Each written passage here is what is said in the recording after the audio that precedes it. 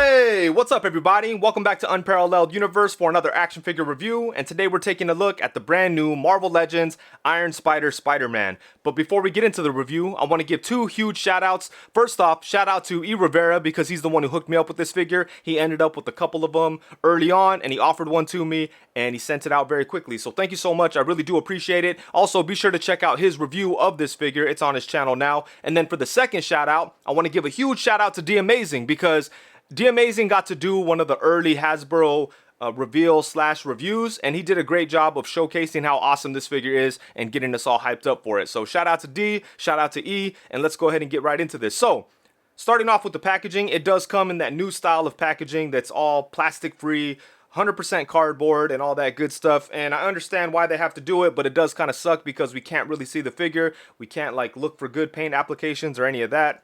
I'm afraid of like figure swapping with this type of box, and there's all kinds of concerns, but you know, it is what it is. I understand what they're trying to do here, so it's kind of hard to get pissed off at them for having good intentions, but I just wish that they found a better way to do it so we could get the figures in the way that we're supposed to. But anyways, it does look kind of cool. You get a look at the figure on the front, then we get a look at the figure on the side, and then we have them in a pretty good looking pose on the back, and then over here we have some Iron Spidey artwork.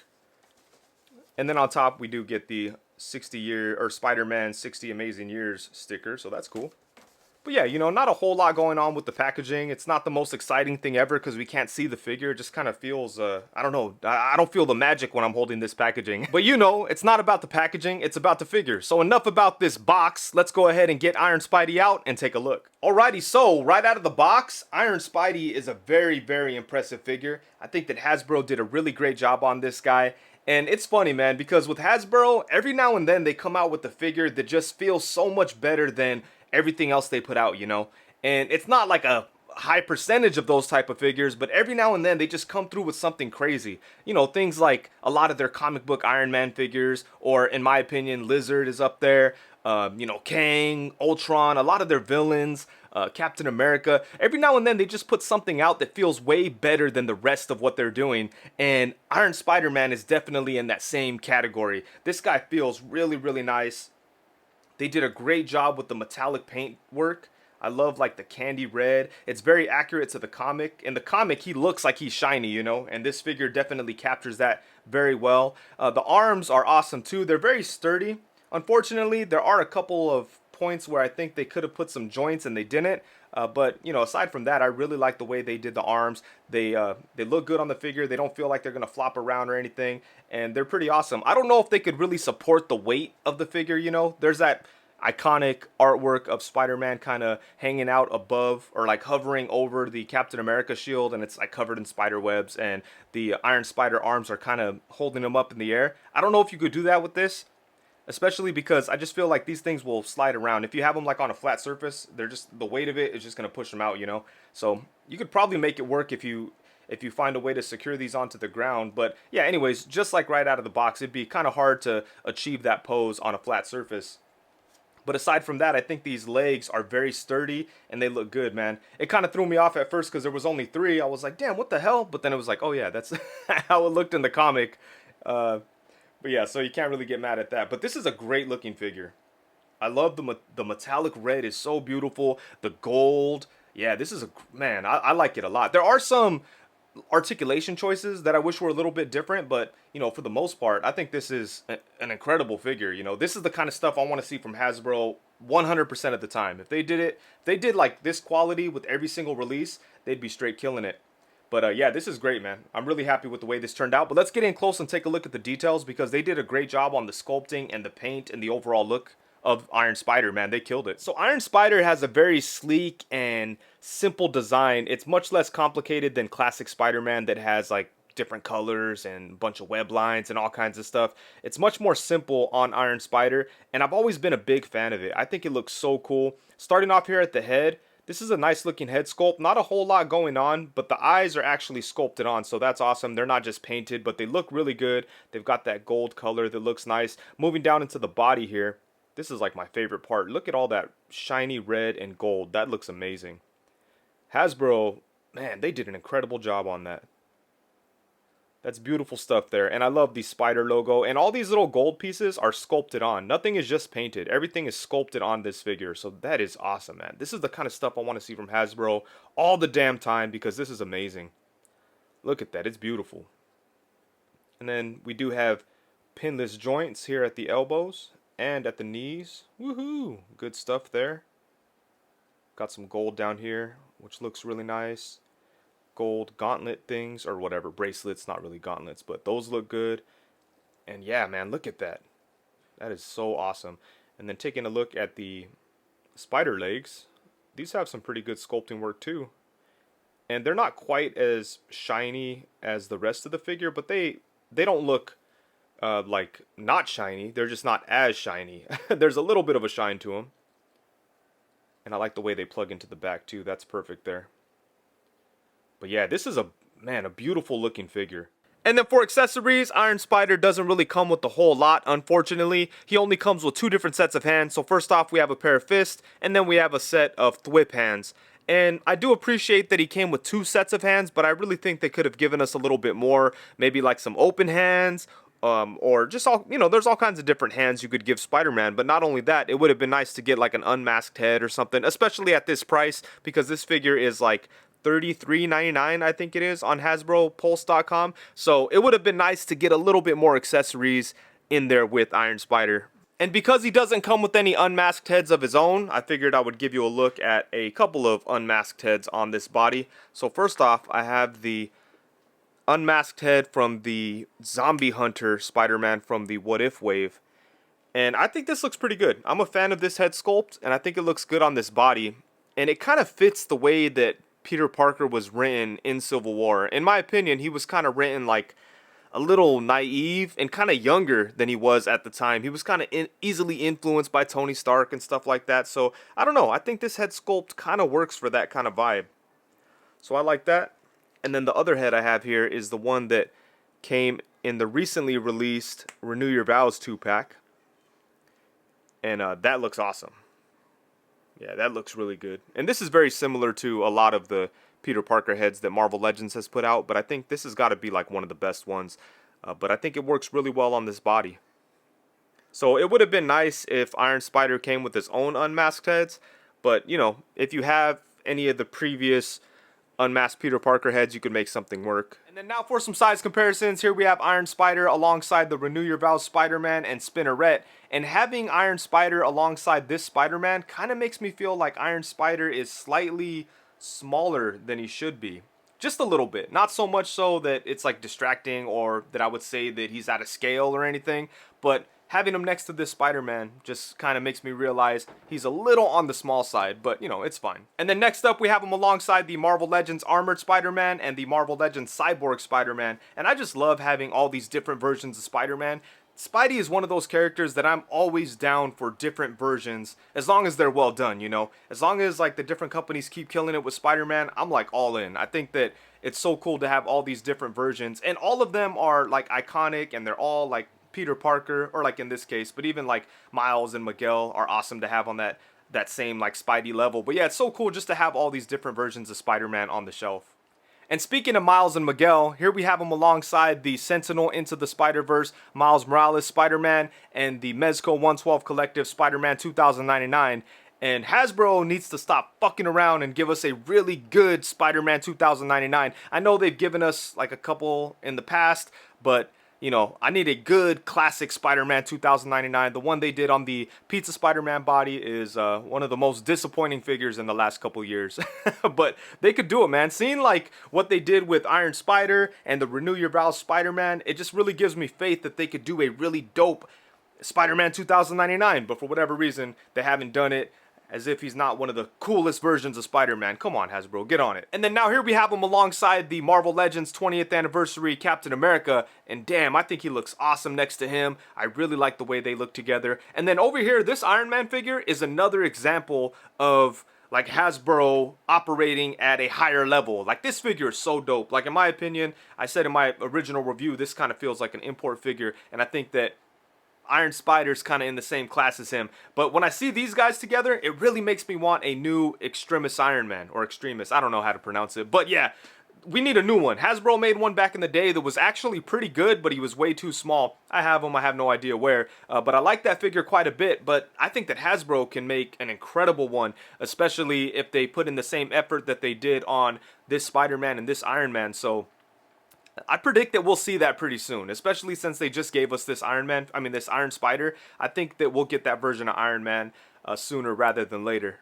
And then, of course, we have him alongside the Marvel Legends Bucky Cap and Marvel Legends Pizza Spider-Man. I'm pretty sure X-Men stayed out of Civil War, but who cares? Here's a look at him alongside the Mezco First Appearance Wolverine and the Mafex Gambit. And then lastly, we have him here alongside two of the greatest Spider-Man figures of all time. On the left, we have the Mafex Classic Spider-Man, and on the right, we have the Sentinel Into the Spider-Verse Peter B. Parker Spider-Man. And I almost forgot, but here's a quick look at the Legends Iron Spider alongside the Revoltech Iron Spider. And you know, I'm not the biggest fan of the Revoltech stuff, but I really love this Iron Spider figure. I think they did a great job with it. And as you can see, they did take some artistic liberties. They added an extra spider leg, which works very well, and it makes a lot of sense, so I'm cool with that. But these legs do kind of fall apart when you're messing with it. Like, they just come apart at the joint sometimes, and, you know, that's something that just kind of happens with Revoltech figures. But yeah, it could be a little frustrating when handling it, but I love the way this guy looks, and you could put him into some great poses. With the Legends version, you don't really have to worry about that with the legs because they're just kind of constructed in a more like permanent kind of way. But yeah, I don't know, like both of these figures are awesome. It's kind of hard to say which one is straight up better. I don't know, it's really tough. Like, I'd probably lean towards the Revoltech one, but you know, the comic accuracy of the Legends one and the price, obviously, like the Revoltech one costs like 4 times the cost of the Legends one, so that's another thing to consider. And the Revoltech one has a lot of things that kind of, it looks like a Revoltech figure, you know, and it does look like Iron Spider, but it's not like completely accurate. It's not as accurate as the Legends one, but you know, anyways, these are both really great figures, and it's cool to have some choices. If you want something that has crazy articulation, then the Revoltech's the one way to go. If you want something that looks good with the rest of your comic book figures and feels comic accurate, then the Legends one is the way to go. But they're both great figures, you know. And then as far as the articulation goes, I think that Spider-Man does have some pretty good stuff going on, but I will say there's nothing really surprising or innovative or new. It's a pretty standard Marvel Legends articulation setup. In fact, it's pretty much identical to the articulation setup on the Sunfire / Spider-Man 2099 body. It pretty much has all the exact same joints. So if you like that setup, then you'll be happy with this. Personally, that's one of my favorite bucks, so I do like that articulation setup, but there are some things I feel that need to be updated at this point, and I wish that I would have saw those updates on Spider-Man. But I think for the most part, I'm pretty satisfied with the articulation on him. So let's go ahead and take a look. Starting off with the spider legs back here. I know there's like an official name for these things. Are they called like ward-offs or some shit? Like, I've heard some people call them something like that. I just call them spider legs. So here we are. But yeah, we get a hinge right here, which is nice. And then it also swivels on the peg. I do wish there was an actual swivel right there so we could bring the leg out this way. You got to kind of do it like this, and you know, that works, but a swivel in there would have been nice. And then we have a joint right here, which is nice. I do wish that we had a joint right there and right there, which we don't. It's like we get one at every other point. So we have one here, and then we have one down here. It would have been cool to get one on here too, you know? So, like, there was 1, 2, 3, 4, 5 potential points of articulation, and they only put joints in 2 of them. So I'm curious as to why they did that. I wonder if it's because, like, if they would have put too many joints, it would have became too flimsy and floppy. As it is right now, it's pretty sturdy, even though I don't know if it could actually support the whole figure in any way. At least the legs support themselves, and they look good in pretty much any position that you put them. So, actually, look, it's... Ah, there we go, yeah. So yeah, the legs are pretty sturdy, so I wonder if having any more joints in there would have compromised that. Maybe that's the reason why, who knows. But I do wish that there was a joint right there, and a swivel. But you know, I'm good with it. I'm cool with it. I like the way that they function, and you know, they're posable enough, so I'm happy with it. And then moving on to the actual figure, we do have a ball hinge at the neck, so that means he could look way up to right there, which is awesome. And then he could look down to right there, which is also nice. And then he can look left to right. And we get a little bit of tilt for some attitude. Not enough to get excited about, but there's a little bit in there, so that's cool. And then for the torso, we have an ab crunch, which gets some pretty good range. Check this out. At first I thought it only went to right there, but you could actually go a little bit further. And at first I got all scared that I was going to scratch the paint, but looks like there's enough clearance. So that's a pretty nice ab crunch there. I like that. And then it could go back to right there, which is really good too. And then we do have a waist swivel.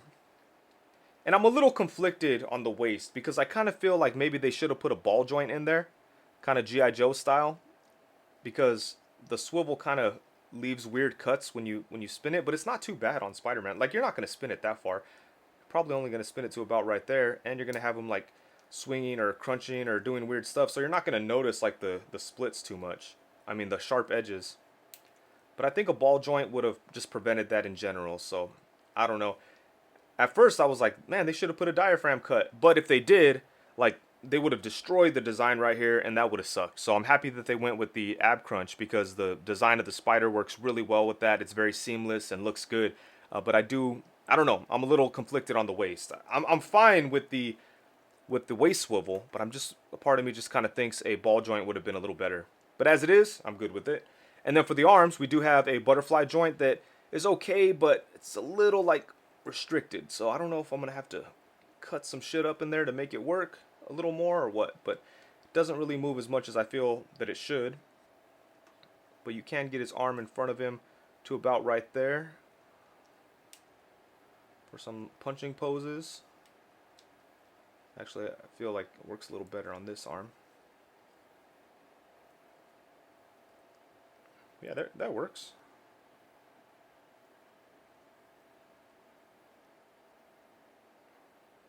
Yeah, so that's nice. And then it only goes back to about right there. Or on the butterfly joint itself, it only goes back to right there. Sorry, his damn spider legs are all in the way, huh? Yeah, so the butterfly joint's cool, but I wish it worked a little better. And then he also has a ball joint at the shoulder, so his arm does go all the way around. Woo! And then you could bring him out to the side to about right there. So that's nice, and you don't have to worry about the paint scratching or anything. There's clearance, oh man, that's awesome. I love that you can move the shoulder joint around without having to worry about any of the awesome paint getting messed up. Good stuff. And then we do have upper bicep swivel. Double jointed elbows, they get a really good bend. We have a swivel at the wrist and a hinge. For the legs, there's no drop down hip, but his leg can go up to about right there, so that's pretty nice. And you could kind of give the illusion that he's kicking even higher when you crunch him forward. That way he could kick, Captain America. Oh, geez, he would have to kick Captain America in the face. Civil War was a crazy time in the Marvel Universe. Everybody was tripping, but yeah, he would have had to kick Captain America in the face. Yo, that sucks. But he could do it if he needed to. He chose the right side in the end, so it's all good. And then he could kick to the side to about right there.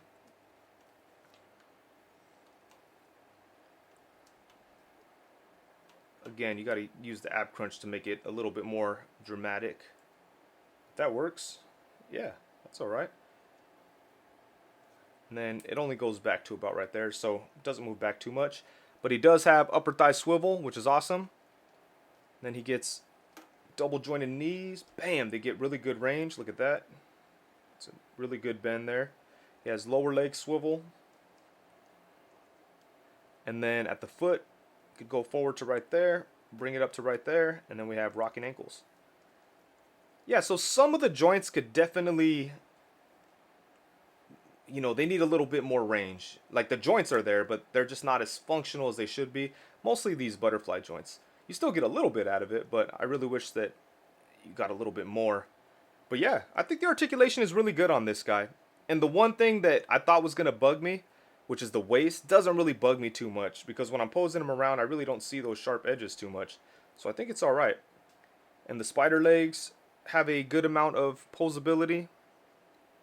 And yeah, the body itself is a lot of fun to play with. Like I said, I'm a big fan of the Sunfire body, or that buck is awesome, I think. They use it on a lot of great figures, and even though, like, I feel like there's a lot of cases where they put figures on the Bucky Cat body, and they should have put it on that body, because that's, like, far superior.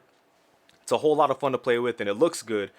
So, that articulation setup is something I'm a fan of, so I'm happy to see it here on Iron Spider-Man. But yeah, look at that, man. This is a good-looking figure. Definitely fun to pose around and play with.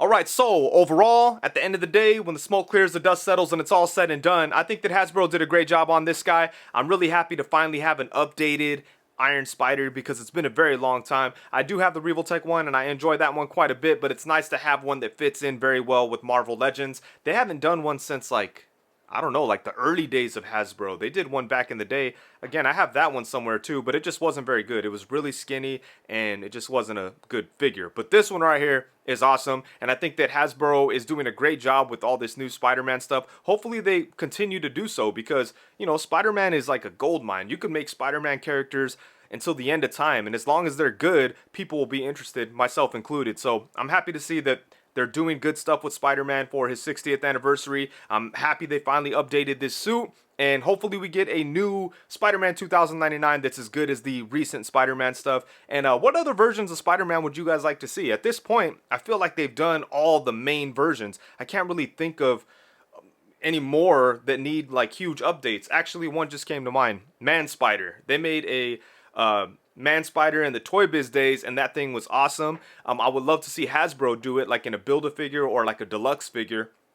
I think that would be great. I don't think it would have the level of detail as the, you know, Toy Biz one, but it'd be cool to see Hasbro's take on it. It'd be nice to have a big, crazy Man Spider that could fit in with Legends.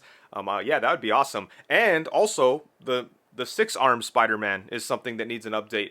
That's one of the most embarrassing Hasbro figures. Yeah, I know it came out like a couple years ago, but it was still when they were doing quality Marvel Legends figures, but then that one was just like a fiasco. Like everything about that figure sucks.